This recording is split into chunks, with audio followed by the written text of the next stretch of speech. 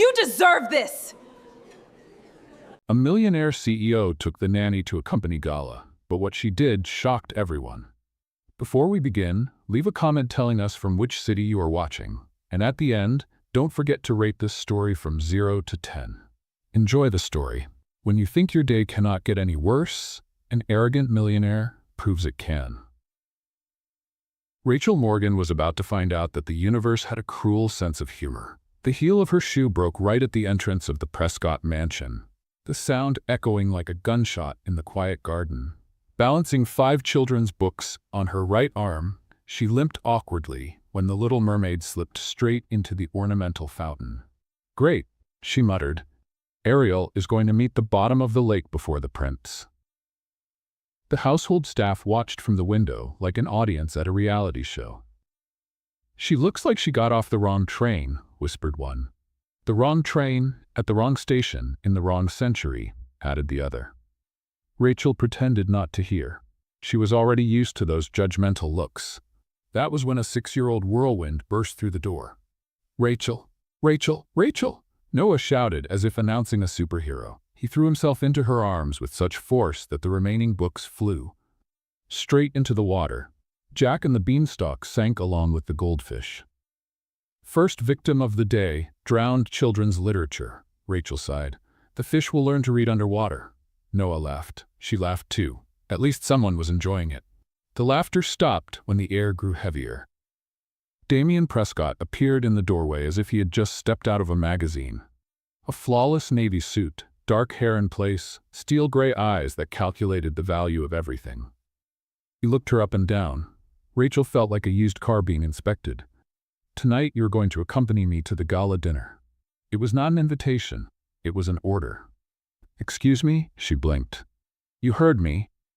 If I had time, I would refuse with more class. I am not asking, I am deciding."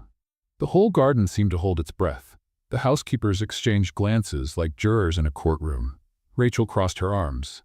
"Sorry, but my contract says nanny, not emergency date.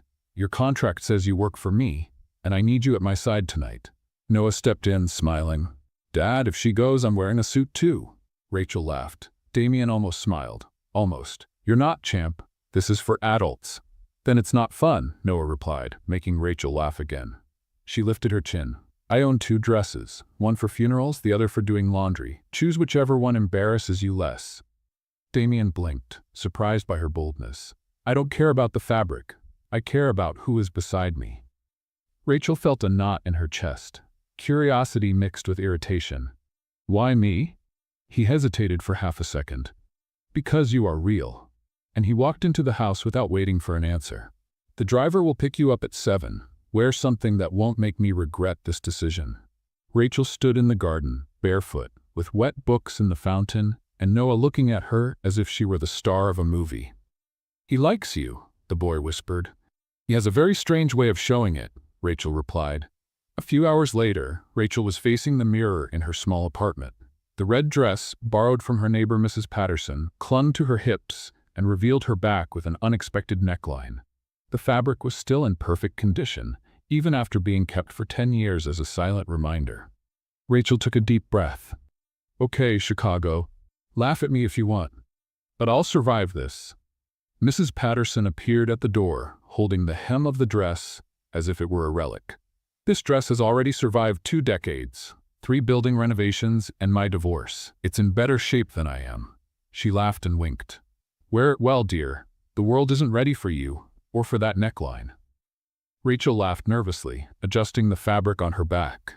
"I hope the world is looking at the shoes." "Nonsense." Mrs. Patterson lifted her chin. "That red was made to bother, and nothing bothers high society more than a real woman in a real dress." The horn sounded outside. The driver had arrived. Rachel grabbed her small purse, said goodbye to her neighbor, and walked to the door. When her fingers touched the doorknob, a chill ran down her spine, as if destiny was waiting on the other side. The black car slid through the streets of Chicago while she looked out the window. The lights reflected on the glass like fallen stars, and Rachel had no idea she was on her way to the biggest social scandal the city had seen in years. At that exact moment, 3 things were happening at once. Mrs. Patterson was dialing the first friend on her gossip list. Damien was adjusting his tie in the mirror, wondering why he had made that decision. And Chicago's paparazzi were receiving an anonymous tip about the surprise date of the city's most sought-after CEO. Rachel took a deep breath, feeling the red fabric against her skin. She had no idea that in 2 hours, that forgotten dress from the back of her closet would be splashed across the front page of every newspaper in Chicago, along with the question no one could answer. Who is the mysterious woman who captured Damien Prescott's icy heart? The night was just beginning. Some dresses are made to impress, others to survive. Rachel's was about to be tested on both counts. The Chicago Cultural Center glowed like a giant jewel in the night. Stained glass windows cast rainbows across polished marble, crystal chandeliers hung like captured stars, and the hum of high society echoed between the majestic columns. Rachel drew another breath as the car stopped at the entrance. Through the window, she could see the photographer's flashes exploding like fireworks. "Ready for the circus?" Damien asked, adjusting his cufflinks. "Born ready?" Rachel lied with a forced smile. "I just can't promise I'll come out alive." The driver opened the door. Damien stepped out first and offered his hand. For a moment, Rachel hesitated, but the red fabric against her skin seemed to whisper courage. She took his hand and stepped out of the car. The flashes exploded instantly. Rachel blinked, momentarily blinded, but kept her chin up.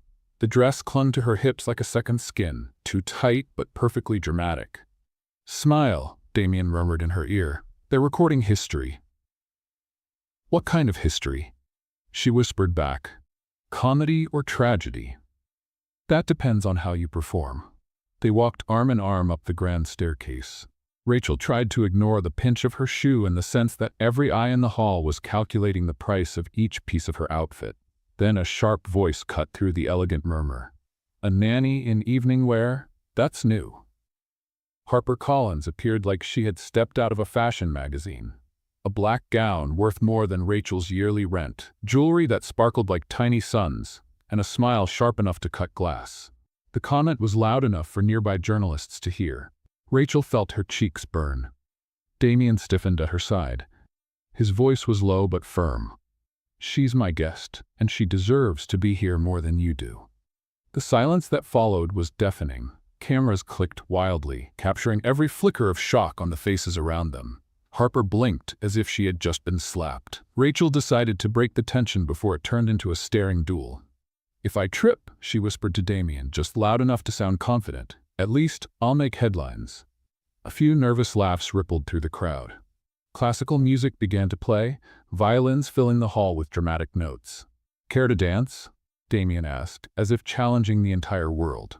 Rachel glanced at the dance floor. Elegant couples glided like swans across a crystal lake.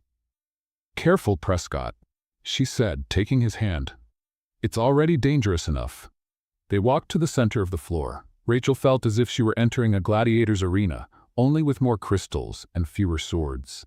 Damien pulled her close. His hand at her waist was firm, almost possessive. Rachel placed her hand on his shoulder and tried to remember the basic steps of a waltz. "Relax," he murmured. "Just follow my lead." "Easy for you to say. You're not the one wearing a 10-year-old dress." They began to dance. On the third step, Rachel discreetly stepped on his foot. "If I step on you again," she whispered with a playful tone, "I swear I'll sell the story to TMZ." "Go ahead," Damien replied with a half-smile. "They pay less than I spend on wine." It was on the fifth turn that it happened. The red fabric, pulled too tightly across her hips, gave way with a faint tear. Rachel felt the cool air against her skin and knew instantly the dress had ripped. Her eyes went wide. In panic, she tried to glance over her shoulder. "Don't move," Damien ordered softly. Before anyone else could notice, he slid his hand from her waist to her hip, covering the exact spot where the fabric had torn. To the audience, it looked like a calculated gesture of intimacy. "Keep dancing," he whispered in her ear. "No one needs to know." Rachel felt a shiver that had nothing to do with the air conditioning. His hand was warm against her skin, firm and protective. "Easy for you," she murmured, trying to keep a smile. "It's not your neck on the line. Feels like we're in the final scene of Dirty Dancing. Trust me." And strangely, she did. They kept dancing as if nothing had happened. To everyone watching, Damian Prescott was holding his companion with a tenderness no one had ever seen in him. Across the ballroom, Harper Collins squeezed her champagne glass so tightly the crystal nearly cracked. What was supposed to be a public humiliation had turned into a romantic moment that would make headlines the next day. The music ended. Damian released Rachel slowly, but kept his hand strategically in place until she could discreetly adjust the fabric. "Thank you," she whispered. "You're welcome." For a moment, they stared at each other. There was something different in the air between them, something that hadn't been there when the evening began. That's when Rachel noticed a blonde woman approaching with a smile that promised trouble. "Meredith Walsh, Chicago Tribune," the woman introduced herself, recorder in hand. What a beautiful moment. Readers will love to know more about Mr. Prescott's mysterious companion. Rachel felt her stomach sink. "No interviews today," Damian said firmly, but Meredith was already whispering something to the photographer beside her. Rachel caught only the last words. "Tonight, the city will meet the real Rachel. We'll expose her." The music started again, but Rachel could hardly hear it over the pounding in her ears. The game had changed. And she wasn't sure she was ready for the rules. Some proposals change your life, others destroy your sanity. The one Damian was about to make promised both. The next morning came with headlines Rachel wished she could forget. "Mysterious companion wins over CEO." Who is the woman who melted the Ice King's heart? Romance or strategy? Each title was more dramatic than the last. Rachel had just dropped Noah off at school and was still trying to convince herself she could pretend none of it existed. That's when her phone buzzed in her hand. On the screen, Damian Prescott. She sighed deeply before answering. "Hello?" Damian's voice came sharp, leaving no room for courtesy. "My office. Now." Rachel rolled her eyes. "Good morning to you too, sunshine." "Rachel. I'm on my way." Across the street, the family driver was already waiting with the car door open. She hung up and sighed. She had spent the night sewing the tear in her red dress, and her back ached as if she had boxed with a sewing machine. 20 minutes later, she was on the 40th floor of Prescott Enterprises. The conference room looked like a giant aquarium. Glass walls everywhere, panoramic view of Chicago, and a table worth more than her car. Damian was standing by the window. Charcoal gray suit, rigid posture, like a general planning a war. "Sit," he said without turning. "Such impeccable manners. Did they refund your charm lessons?" He turned. Something in his face was different. Tension mixed with determination. "I need you to be my girlfriend." Rachel blinked twice.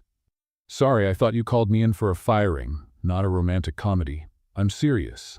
She dropped into the leather chair, laughing nervously. "Of course you are, and I'm the next Miss America." Damian stepped closer, resting his hands on the table. "The board is questioning my stability. The press is making up stories. I need a respectable girlfriend to calm things down." "Respectable?" Rachel raised an eyebrow. "Did you see today's headlines? They're calling me everything but respectable." "That's exactly why. You're real, authentic, the opposite of everything they expect from me." Rachel crossed her arms. "Let me get this straight. You want me to pretend to be your girlfriend to fool the press and the board?" "Exactly. And what do I get out of it?" Damian hesitated for half a second.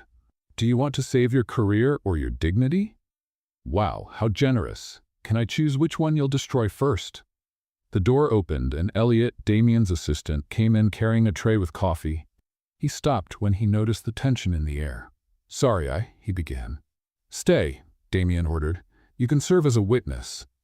Rachel stood and walked to the window. "I've signed worse contracts," she murmured, looking down at the city. "Like with my cell phone provider." Elliot nearly choked on the coffee. "So is that a yes?" Damian asked. Rachel turned to face him. "I don't need love. I need silence in the press." She mimicked his voice perfectly. "That's the deal." "Then you picked the wrong babysitter. I don't know how to stay quiet." Damian stepped forward.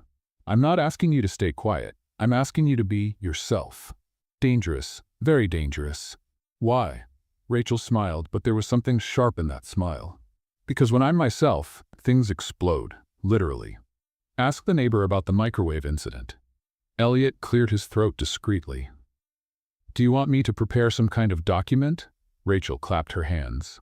"Great idea. I want specific clauses. unlimited pizza on Fridays, the right to wear pajamas at family meetings, and a $1,000 fine every time you call me dear in public. Damien looked at her as if she were an impossible puzzle. Are you serious about the pizza? Completely. And I want a good brand, nothing frozen. Elliot scribbled furiously as if this were a corporate merger negotiation. Anything else? Damien asked. Rachel stepped closer, stopping just a few inches from him. Just one. When this ends, and it will end, I walk out the front door. No scandals, no public humiliation, no HarperCollins celebrating my downfall. Deal. They locked eyes. Rachel could smell his cologne, woody and annoyingly attractive. For a second, she wondered if she was making the biggest mistake of her life. Are you sure you want to do this? She asked softly. Because when I take on a challenge, I really mean it. You'll regret it when I start being myself, she added. Damien extended his hand. Take the risk. But know that to convince the board and the press, you'll need to move into the mansion. Appearances are everything in this game. Rachel looked at his hand, then at Elliot, who was writing it all down like a medieval scribe, then at the Chicago skyline, shining like a dangerous promise. She shook Damien's hand. Okay, Mr. Prescott, she said, walking toward the door. Get ready for the reality show that just started. The door slammed behind her with an echo that promised chaos. Elliot looked at Damien, who was still standing in the same spot. Sir? He whispered. What exactly did we just do? Damien kept his eyes on the door, a half smile playing on his lips. Elliot, he said slowly, I think we just signed our own death sentence. Outside, Rachel pressed the elevator button, her heart pounding like a war drum. In a few hours, she would be packing her bags to officially enter Damien Prescott's world. She didn't know that, at that exact moment, HarperCollins was 3 floors below, leaving a secret meeting with 2 board members. The game had officially begun. Some people are born to shine. Others accidentally discover they have hidden superpowers. Rachel was about to make the most dangerous discovery of her life. Saturday arrived, with Noah knocking on her bedroom door at 7 in the morning. Hair messy, Spider-Man pajamas, and a scribbled list in hand. We need to buy gifts for Grandma Helena's birthday, he announced, as if it were a state mission. Rachel rubbed her eyes. Noah, it's 7 in the morning. Even the birds aren't awake yet. Birds are lazy. Come on, Rachel. Dad said you're my official shopping partner. She sighed but smiled. In the past 3 days since the agreement with Damien, Noah had become her faithful shadow, as if he feared she might disappear. Okay, champ. But first, coffee, lots of coffee. An hour later, they were walking through the streets of River North. Noah held her hand, chattering about perfect gifts for grandmothers who like fancy things, but not too fancy. Rachel laughed at his childlike logic. It was comforting to feel useful in a simple way, far from media spotlights and the complications of fake contracts. There. Noah pointed to a coffee shop that looked like it belonged in an indie film. Been there, done that was painted in artistic letters on the window. Great choice. Let's have some coffee and plan our gift strategy. They stepped into the cozy place. Soft acoustic music played. The smell of ground coffee filled the air, and college students typed furiously on laptops. Rachel instantly felt at home. Can I have a... She looked up at the sophisticated menu on the wall. A lavender honey oat milk macchiato? The barista smiled patiently. Of course. Actually, Rachel laughed. Just give me 3 shots of liquid survival. The fancy name is just decoration. Noah tugged at her sleeve. Rachel, is latte a dog's last name? No, little one. It's coffee with milk that costs as much as a full meal. That's when she heard familiar voices coming from the corner table. 3 men in suits were arguing over spreadsheets. Dad's investors, Noah whispered, recognizing them. Rachel gave a polite wave. They returned the gesture with courteous smiles, but she noticed the assessing looks. The same kind of scrutiny she had faced at the gala. While waiting for her coffee, Rachel tried to open the sugar packet. The paper tore badly, and half the contents spilled across the counter. Perfect, she muttered, trying to clean up the mess. The investors chuckled quietly. Not out of malice, but with that condescending tone that made Rachel feel like an animal on display. So, Rachel, one of them called out, Marcus, if she remembered correctly, how are you adjusting to the business world? She turned, still holding the sugar-stained napkin. Well, considering my previous experience was getting a 6-year-old to eat broccoli, I'd say I'm surviving. And what does a nanny know about business? Marcus pressed, clearly amused. Rachel felt irritation rise. Not anger, just the exhaustion of always having to prove she wasn't invisible. Numbers don't change reality, she said without much thought. People do. You can have the best projections in the world, but if you don't understand that behind every investment there's someone afraid of losing money, you will fail. Silence fell over the table like a heavy curtain. What do you mean? Another investor asked, now genuinely interested. Rachel took a deep breath. She had started, so she might as well finish. You focus on data. I take care of a child who's afraid of the dark. He doesn't need statistics about nighttime safety. He needs someone who understands fear and finds a solution that makes sense to him. Business is the same. It's about trust, not numbers. Marcus leaned forward. Go on. If you want someone to invest in Damien's company, don't show them spreadsheets. Show them you understand what keeps those people awake at night. Show them their money will solve real problems, not just create nice figures in reports. The third investor, who hadn't spoken until now, closed his laptop. Numbers don't change reality. People do, he repeated slowly. That is brilliant. Rachel blinked, surprised by her own boldness. I didn't mean for it to sound like business consulting. Sorry. At that moment, the cafe door opened and Damien walked in. He scanned the room, spotted Noah first, then Rachel. His eyes met hers, and for the first time since they had met, he smiled. Not a polite half-smile, a genuine smile that reached his eyes. He walked up to the investors' table. Marcus, James, Stephen, I hope you're not bothering my consultant. Your consultant? Marcus laughed. Damien, she just gave the best investor behavior analysis I've ever heard. She has more power than she realizes.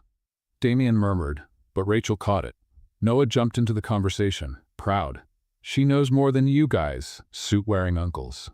Everyone laughed, but Rachel noticed something in Damien's eyes. Surprise mixed with pride? Across the street, Harper Collins slammed her laptop shut, nearly breaking the screen. She had been watching the entire scene through the cafe window. Meredith, seated next to her, raised an eyebrow. Problems? Harper drew a deep breath, but her smile was sharp as a blade. If they want a show, she said slowly, I'll give them one. Rachel couldn't see Harper across the street. She was too busy trying to understand why Damien kept looking at her as if he were seeing her for the first time, and why that made her heart race in a way fake contracts shouldn't allow. The coffee arrived, but Rachel barely noticed. She had the distinct feeling something had shifted in those last few minutes. She just didn't know if it was for better or worse. Some nights are meant for celebrating, others for surviving. Rachel was about to find out which kind this would be. Alenia, Chicago glowed like a hidden jewel in the heart of River North. Mirrored walls endlessly reflected the precisely aligned tables, each utensil placed as if it were a surgical instrument. The kind of place where even the air seemed expensive. Rachel adjusted the navy dress for the 10th time as she walked beside Damien. It had been borrowed from the stylist he had hired. For social emergencies, as she had joked. Breathe, Damien murmured in her ear. It's just dinner. Dinner that costs more than my rent, she whispered back. And with an audience that hates me. The maitre d' approached with a smile that didn't reach his eyes. He scanned Rachel from head to toe as if scanning a suspicious barcode. Mr. Prescott, your usual table, he said, completely ignoring Rachel. And the high chair for my son? Damien asked. Of course. What a charming exception. Noah came running down the hallway, his little bow tie crooked and his wide smile showing he had no idea about social tensions. Rachel, you look beautiful, like a princess. She laughed genuinely for the first time that night. Thank you, little one. You look handsome too. They were guided through the main hall. Rachel felt the stairs sticking to her like labels. Conversations stopped as they walked by, then restarted in whispers as they passed. At the corner table, Harper Collins presided like a dark queen. Blood-red dress, jewelry that caught the light like tiny lightning bolts, and a smile that promised destruction.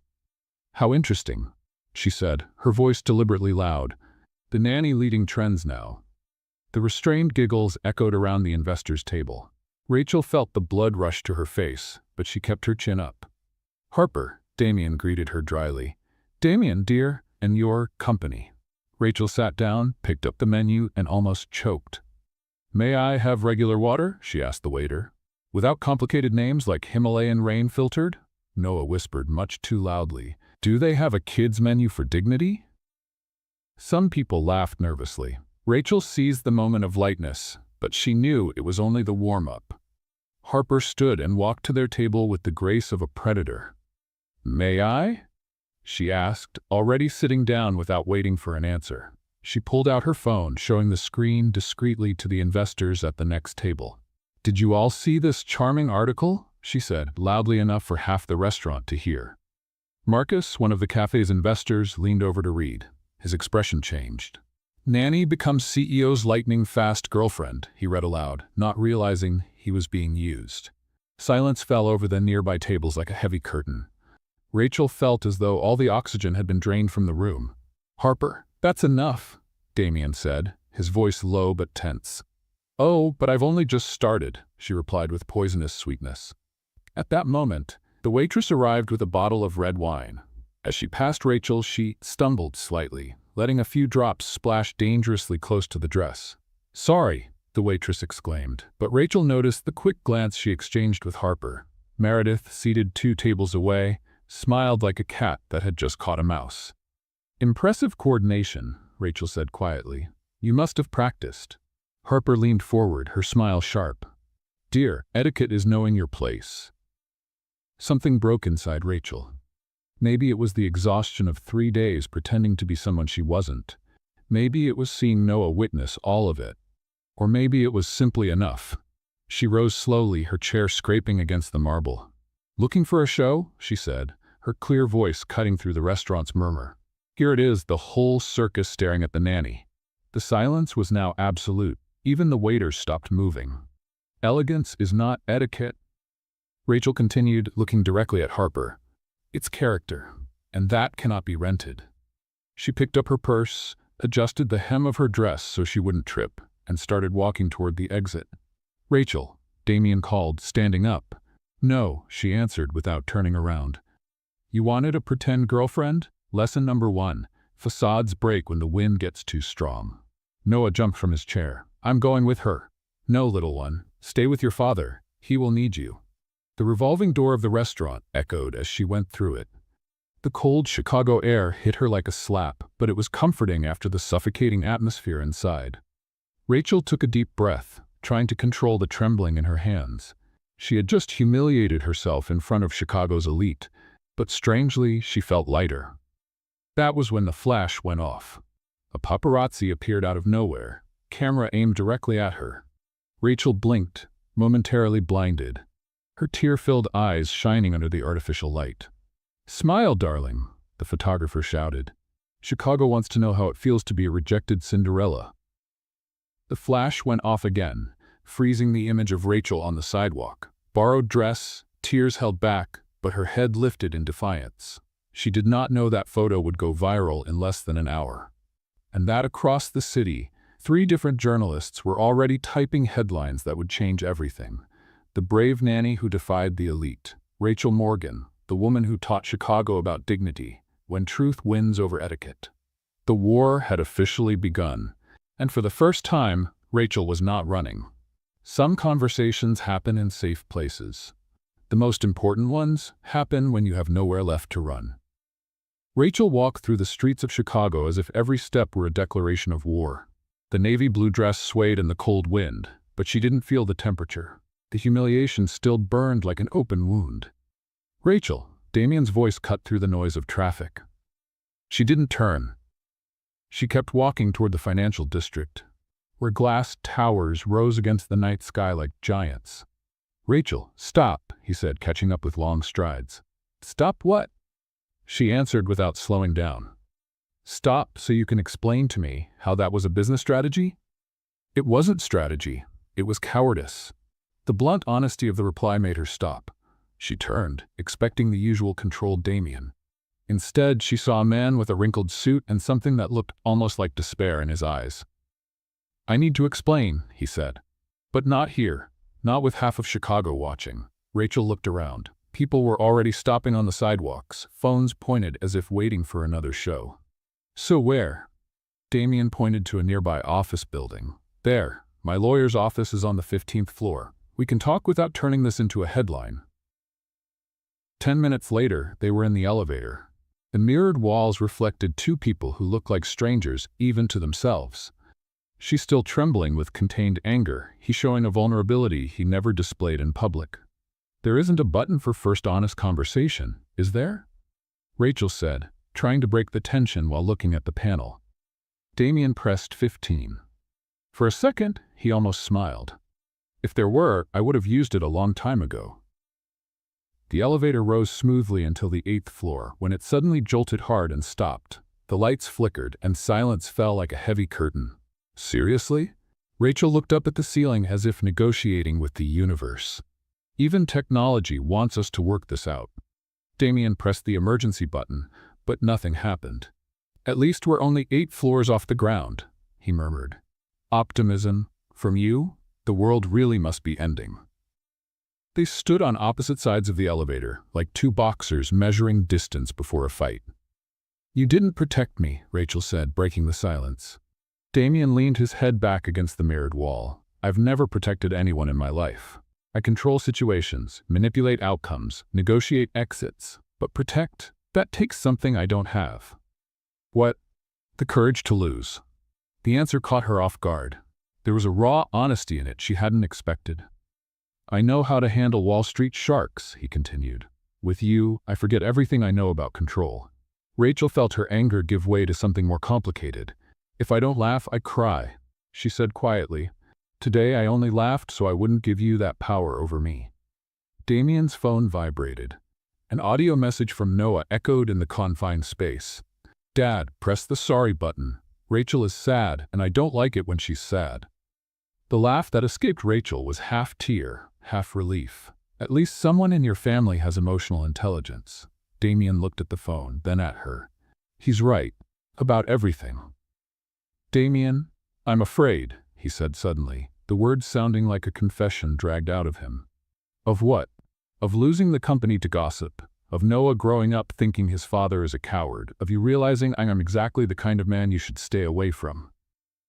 The vulnerability in his voice was almost tangible. Rachel felt as if she were seeing Damien Prescott for the first time. Not the flawless CEO, but the man scared beneath the armor.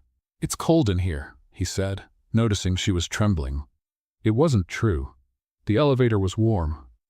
But when Damien took off his jacket and placed it over her shoulders, Rachel didn't protest. His fingers brushed the skin of her neck, and she felt a shiver run down her spine like electricity. "Thank you," she whispered. They were close now. Too close. Rachel could see the fine lines around his eyes, feel the heat of his body through the fabric of the jacket. "Rachel," he said, his voice rough. "Damien," she answered, almost breathless. He raised his hand, gently touching her face. His thumb traced a delicate line across her cheek, as if memorizing every detail. Rachel leaned into the touch, her eyes closing for a moment. When she opened them again, she found Damien looking at her as if she were something both precious and terrifying. He leaned in. She didn't pull away. The world shrank to the space between them, to their shared breath, to a moment suspended in time. His lips were just millimeters from hers when a mechanical crash echoed through the elevator. The lights flickered violently, and the cabin jolted upward. They pulled apart as if waking from a dream. An automated voice announced, "Elevator service restored. We apologize for the inconvenience." The cabin moved smoothly again until it reached the 8th floor. The doors opened with a cheerful ding that sounded like cruel irony. Rachel took a deep breath, trying to return to reality. She slipped the jacket off her shoulders and handed it back to Damien, avoiding his eyes. "Thank you for the conversation," she said. "Rachel, wait." She shook her head, already stepping out. "Good night, Damien." Rachel walked silently down the hallway to the next elevator. She got in, pressed the button for the lobby, and went down alone. In the lobby, her heels echoed across the polished marble as she headed for the exit. She didn't look back, but she could feel his eyes still on her, even 15 floors away. Damien stood there, watching the doors close slowly. When they sealed shut, he pressed the button for the 15th floor and went up in silence. In the empty lawyer's office, he stood at the window, watching Rachel cross the street below. He pulled out his phone and hesitated for a long moment before dialing. Elliot? It's me. I need you to prepare something for me tomorrow morning. Of course, sir. What exactly? Damien watched Rachel disappear around the corner, an expression of determination and fear mixed on his face. A statement to the press, it's time to stop being a coward. He hung up without further explanation, but kept staring out the window, as if he could still see her ghost on the empty streets. Down below, Rachel walked home, still feeling the heat of his fingers on her skin. She didn't know that, 15 floors above, Damien was making the most dangerous decision of his life, a decision that would change everything. Some wars begin with bombs, others with headlines. HarperCollins was about to prove that words can be more destructive than explosives. The next morning, Damien's office looked like a crisis command center. 6 screens lined the walls, displaying headlines that pulsed like open wounds. Babysitter in charge of CEO, relationship to save the board, Rachel Morgan, calculating, or victim. Elliot was rushing from phone to phone like a firefighter trying to put out simultaneous blazes. Chicago Tribune on line 2, Wall Street Journal on 3, he shouted over the noise. And the Post wants comments about the photos of you two leaving the building last night. Damien stood in front of the window, watching the city wake up, unaware it was witnessing the biggest corporate scandal of the year. How many calls? He asked without turning. 47, since 6 this morning. And Rachel? Still asleep, at least I think so. Her curtains are closed. Damien finally turned. Dark circles hung under his eyes, as if he hadn't slept. If reputation were stock, Elliot muttered, trying to break the tension, today would close at a record low. Buy low, it goes up, a female voice answered from the door. Rachel walked into the office wearing jeans and a simple t-shirt. Her hair was tied back in a messy ponytail, no makeup, but with that defiant spark in her eyes, Damien was learning to fear and admire at the same time. I see the party started without me, she said, glancing at the headlines. Rachel, you shouldn't be here, Damien began. Why not? Because I'm being crucified by the press, or because this might hurt your business? Before he could respond, the door opened again. HarperCollins entered like a queen surveying conquered land. Impeccable black dress, a little smile that promised destruction. Damien, darling, she said, ignoring Rachel completely. I came as soon as I heard. This is out of control. Rachel folded her arms. This has a name, and she's standing right here. Harper finally looked at her, as if just noticing a piece of furniture. Rachel, it's nothing personal, just business. Funny, to me it feels very personal. Damien stepped between them, but his eyes were fixed on Harper. You manipulate headlines, he said, his voice sharp. Harper laughed, a sound both crystalline and poisonous. Darling, headlines only amplify the truth. I don't invent reality, I just guide it. And what truth are you guiding? That your rental girlfriend is destroying 15 years of corporate building. Rachel stepped forward. Rental girlfriend? Creative. Write that down, Elliot. It could make a good book title. Rachel, Damien warned. No, let her speak. Harper smiled. I want to hear how she'll explain to the board that she isn't an opportunist. Elliot's phone rang again. He answered, whispered a few words, and hung up, pale. Sir, the board wants a meeting. Today, 2 o'clock. Silence fell over the room like a death sentence. Harper turned to leave, but stopped at the door. Damien, you can manipulate headlines, but you can't erase applause, and the audience has already chosen their side. When she left, Rachel dropped into the leather chair. So, what's the battle plan?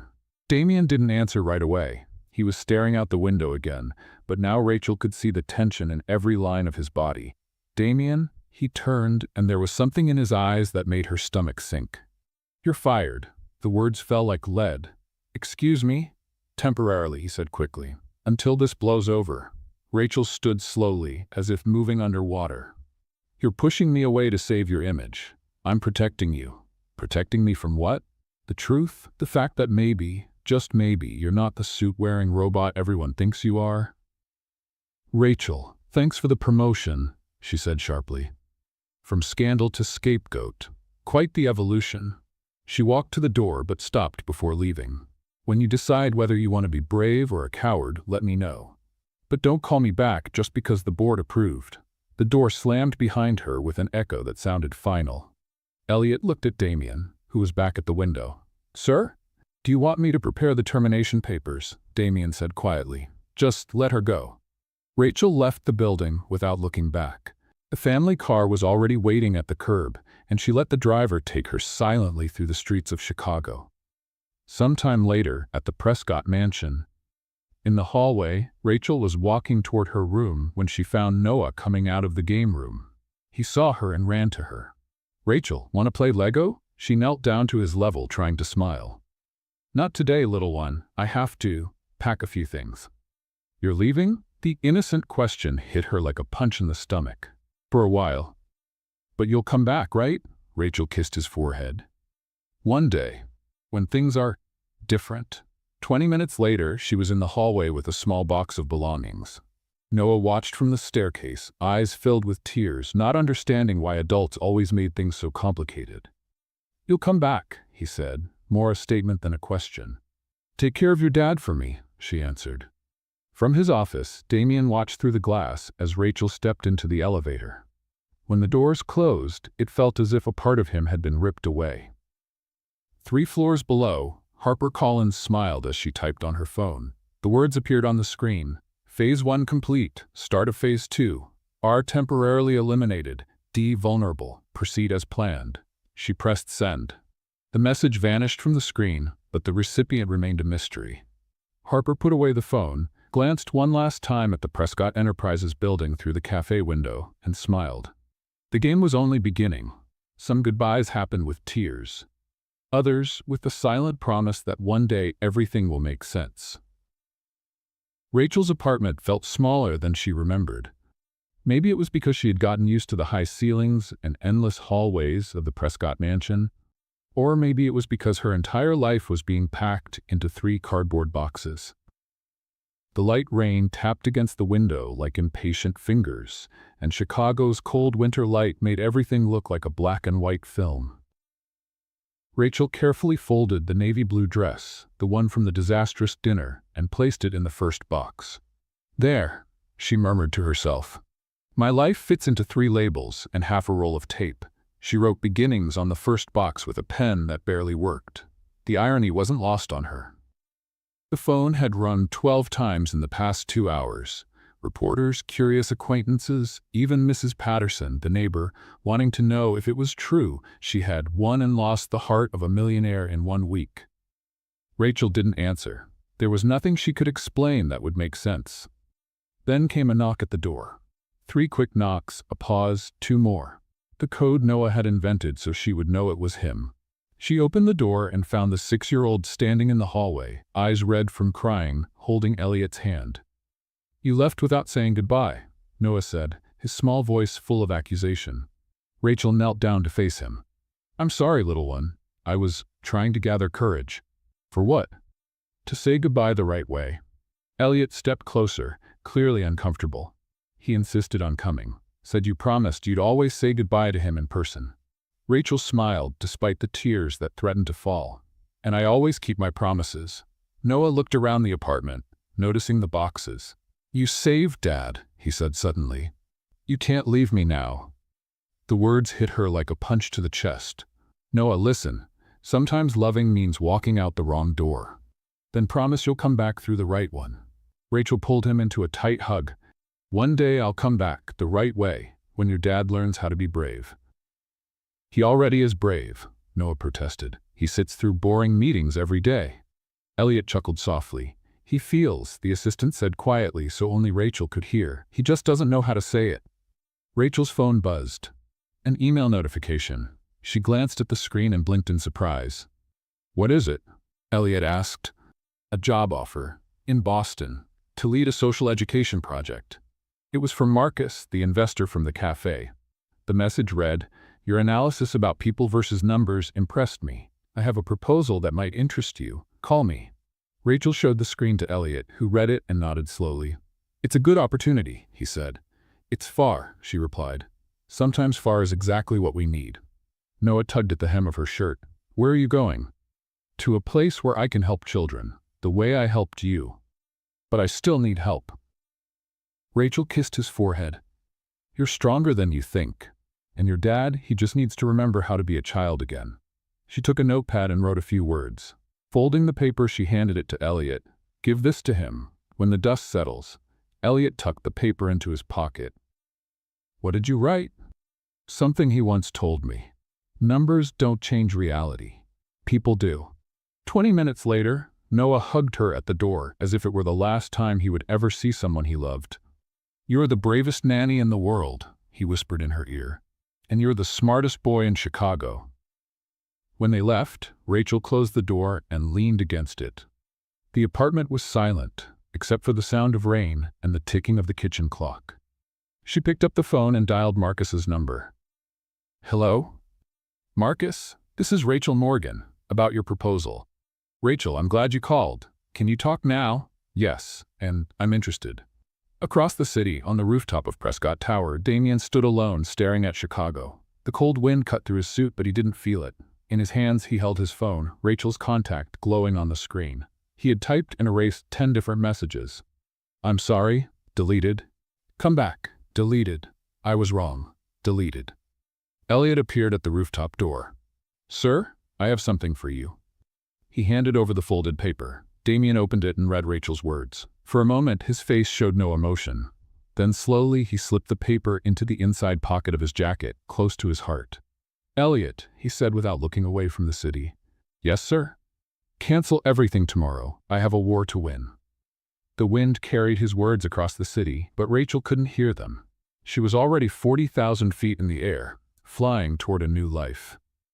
Below the clouds, Chicago shone as always, but two people who had changed everything for each other were now separated by more than distance.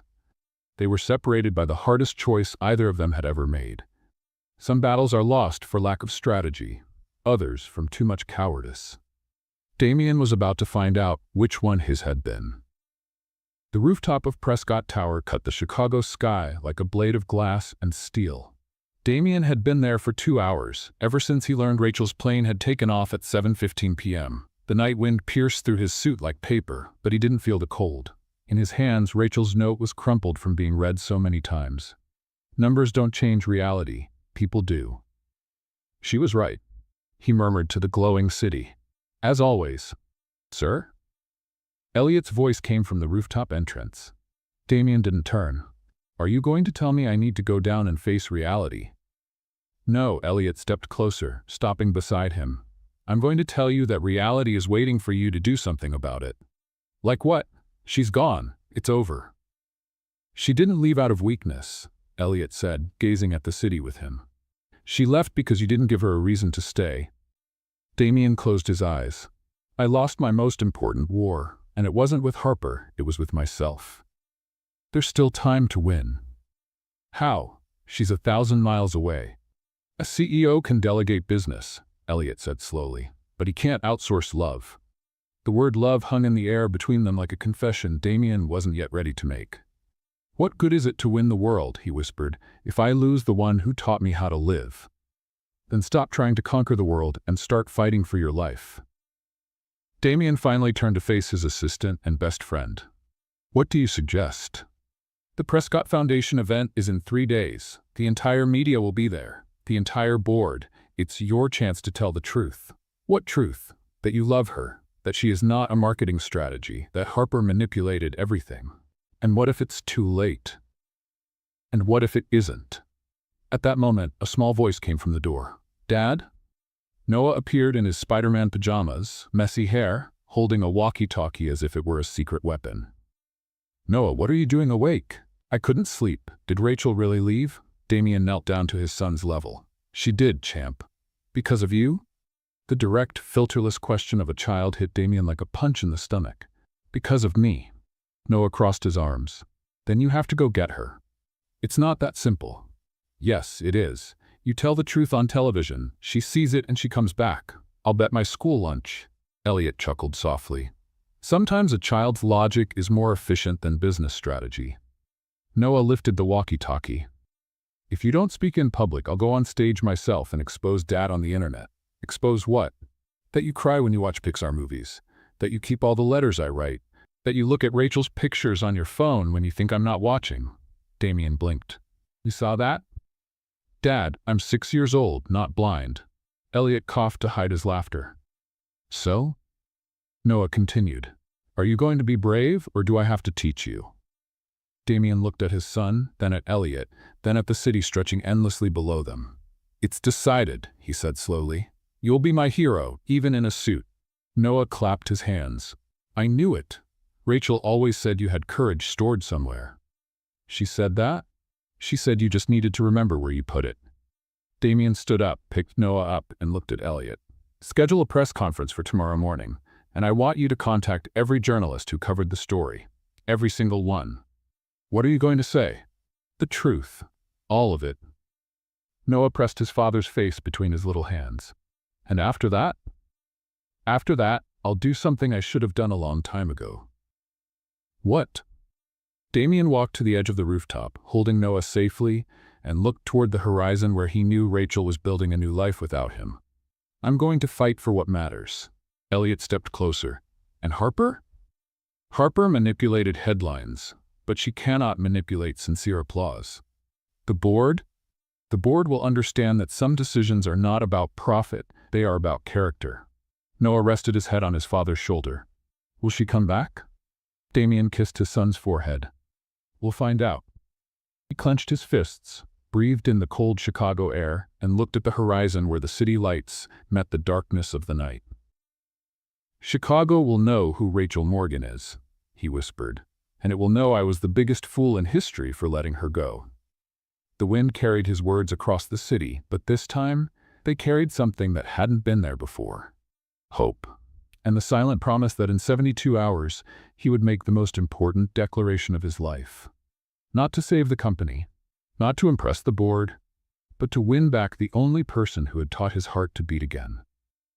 Some truths whisper, others explode like bombs at the exact moment the world needs to hear them. The auditorium of the Chicago Cultural Center had been transformed into a modern gladiator arena. Colored stained glass cast rainbows over polished marble, but the atmosphere was tense as a razor's edge. 200 people from Chicago's elite filled golden chairs. Journalists pointed cameras like machine guns, and on stage, the giant screen displayed the Prescott Foundation logo.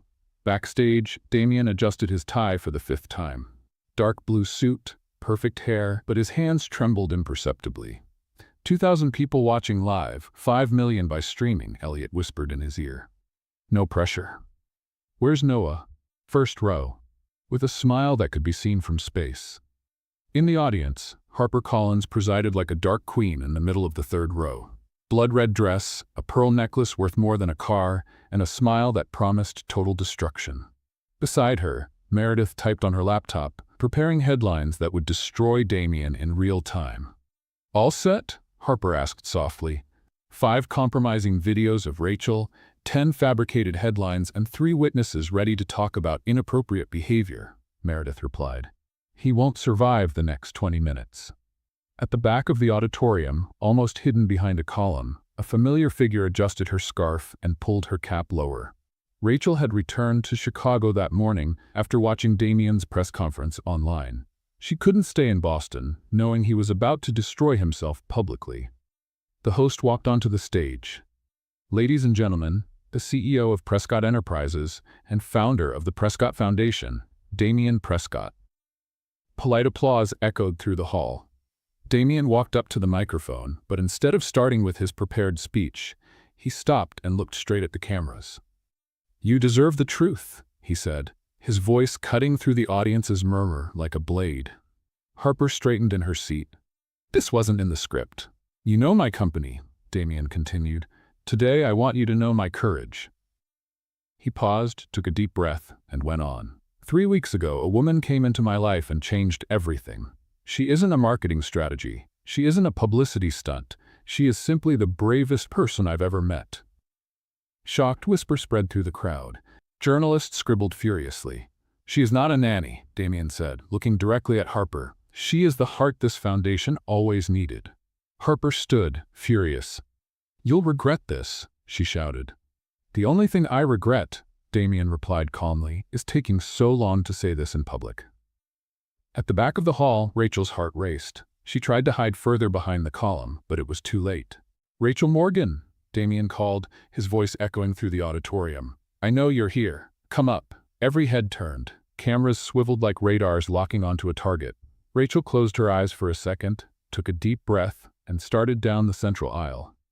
Being invisible never really appealed to me, she murmured to herself. Noah jumped from his front row seat. Go, Rachel, it's your movie scene. Nervous laughter rippled through the crowd. Rachel climbed the stage steps, still hardly believing she was doing this. Damien held out his hand.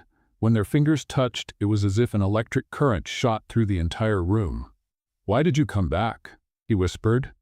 Because someone taught me that courage isn't the absence of fear. It's doing the right thing even when you're afraid. Camera flashes exploded like fireworks.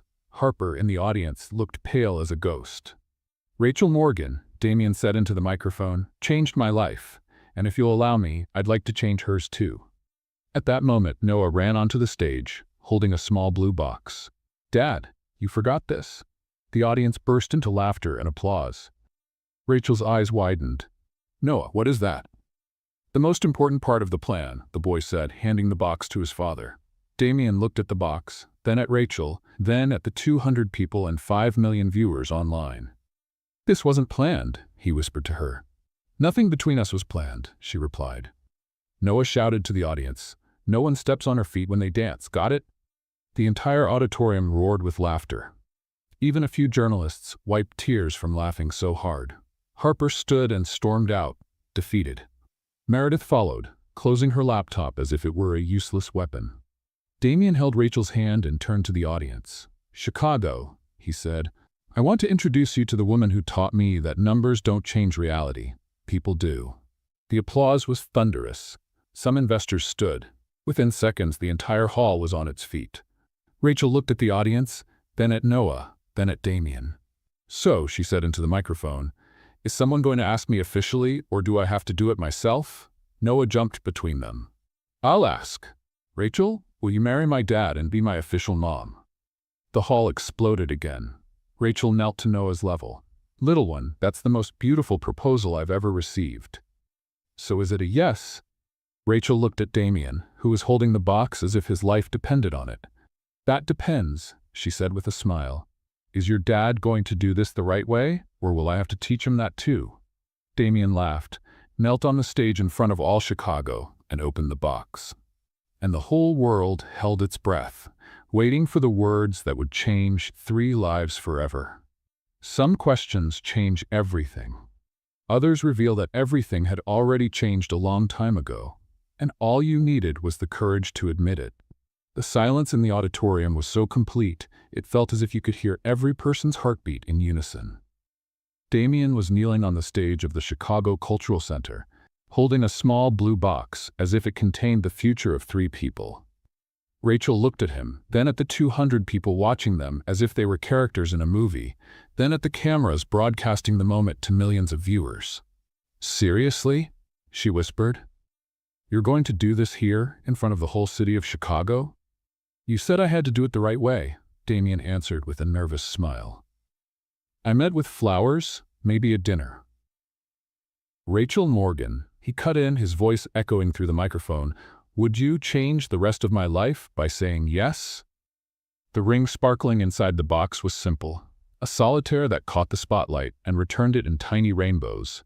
Nothing extravagant, nothing screaming money. It was just perfect. Damien, she began, but her voice failed. Noah ran up to them, carrying a second, smaller box. The wedding bands, he announced to the entire auditorium. I picked them. They have little hearts engraved inside. Rachel laughed, even through the tears threatening to fall. You planned this with a 6-year-old? He was my main consultant, Damien admitted. He said you liked simple things that told stories.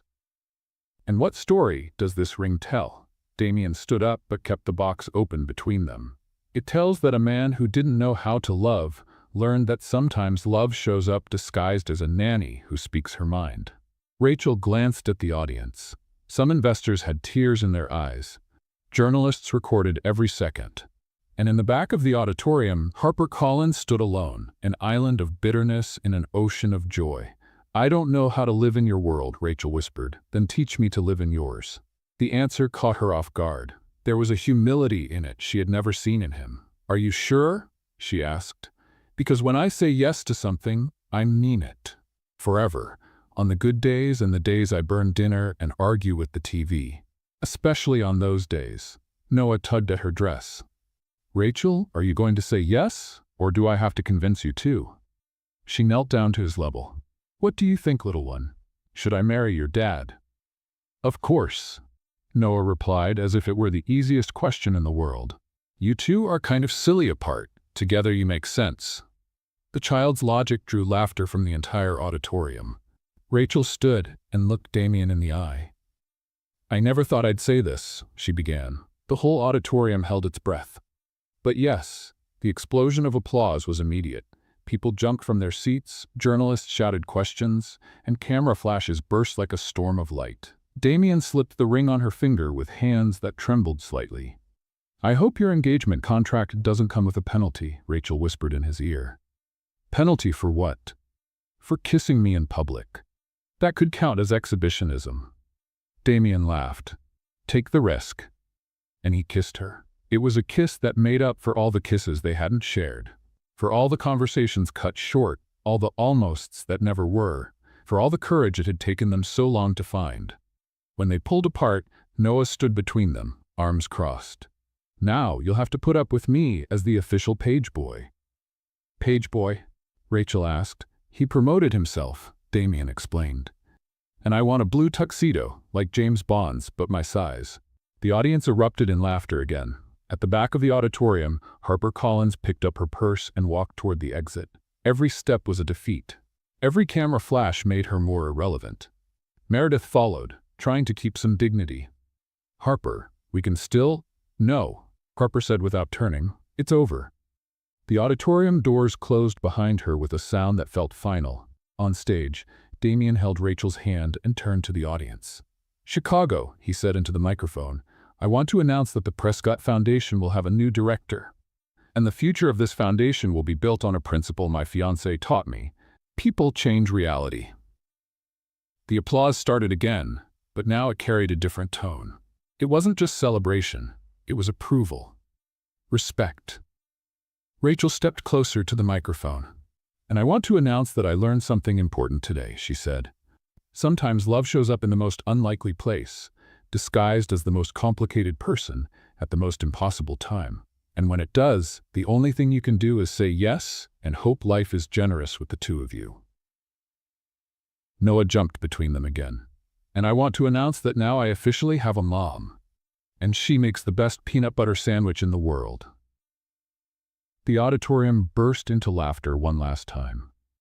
When the lights went out and the cameras stopped filming, 3 people remained on stage. A CEO who had learned how to love, a babysitter who had become a queen, and a 6-year-old boy who always knew they were perfect for each other. And somewhere in Chicago, millions of people watched on television and believed, if only for a moment, that fairy tales really can happen. Even the most unlikely ones. Some endings are written in the stars. Others in the heart of a child who always knew that love wins over any business strategy. The garden of the Prescott mansion had been transformed into a dream setting. White flowers wrapped around the trees like scented snow, golden chairs lined an aisle that led to a simple altar decorated with roses and eucalyptus. The Chicago sunset painted everything in shades of gold and pink, and for the first time in months, the mansion felt like a home, not a museum. Rachel took a deep breath in front of the mirror in the master bedroom. The dress was simple, white satin that flowed like water, without glitter or jewels. She had insisted, if I'm going to marry a CEO, at least let me be dressed as myself. Mrs. Patterson, her neighbor who had become the official wedding planner, adjusted the veil for the 3rd time. This dress cost less than my rent, Rachel said, smiling. I think I just broke a few modesty records. Dear, elegance has no price, it has personality. A knock at the door interrupted the moment. Noah appeared wearing a perfectly tailored navy tuxedo, bow tie slightly crooked, and a smile bright enough to light up Chicago. Rachel, it's time, he announced like an official master of ceremonies. How do I look? Like a princess, but the kind who knows how to change a tire. She laughed, kissed his forehead, and picked up the simple bouquet of daisies. Let's go marry me to your dad. Let's go marry me to my dad. The music began in the garden. It wasn't the traditional wedding march, but At Last by Etta James, at Rachel's request, because a wedding needs soul, not protocol.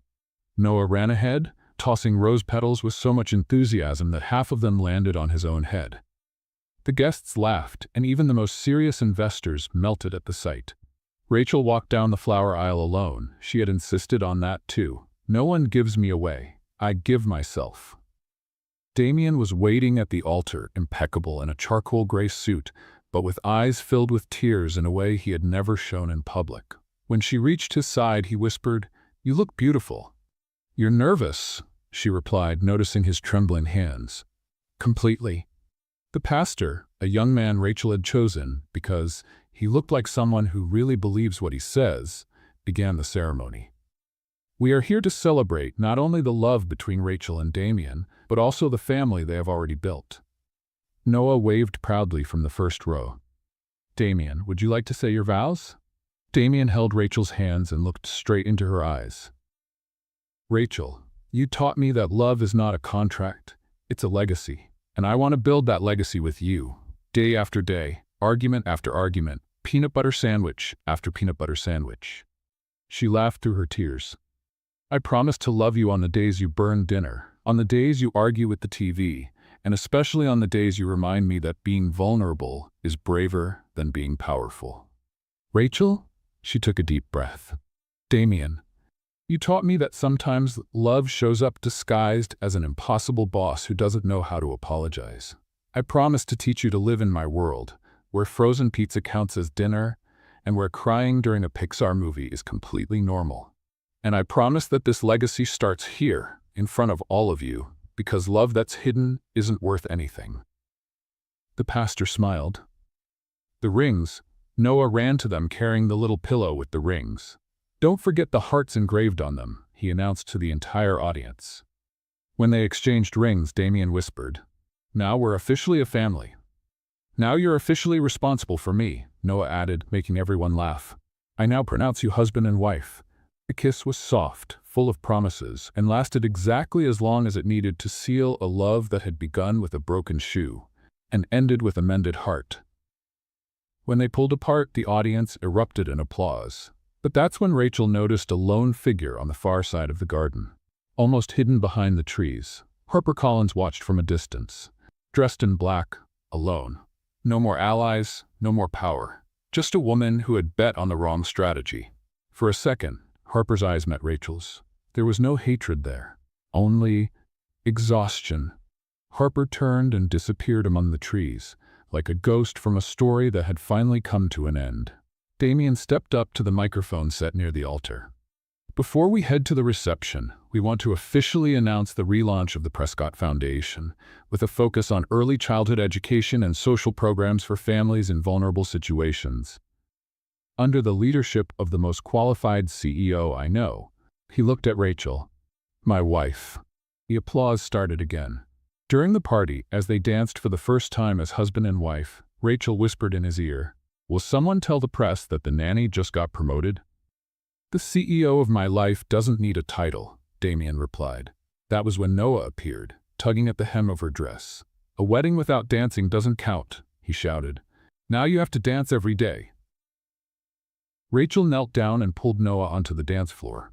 "Come on then, Mr. Prescott Jr. Let's teach your dad how to really dance." And there in the garden, lit by the lights of Chicago, 3 people danced as if they were the only ones in the world. Later that night, after the guests had left and the flowers had been cleared away, Noah sat in his room with his laptop open. On the screen, he typed today's story, "How my nanny became my mom." He paused, thought for a moment, and added, "And how my dad finally learned how to truly smile." He closed the laptop, looked out the window at the garden where a few forgotten lights still glowed, and whispered, "Thank you, universe. You too finally understood." And somewhere in Chicago, an entire city slept believing that sometimes, just sometimes, fairy tales really do come true, especially when they begin with a broken shoe and end with a whole heart. Do you think Rachel won Damien over with her heart, or with the courage of never bowing to him? And Noah? Do you believe his sweet way was the secret to bringing together the millionaire father and the unlikely nanny? Leave your opinion in the comments. On a scale of 0 to 10, what score would you give this story? Don't forget to subscribe to the channel and turn on the notification bell to get more emotional stories like this. See you next time.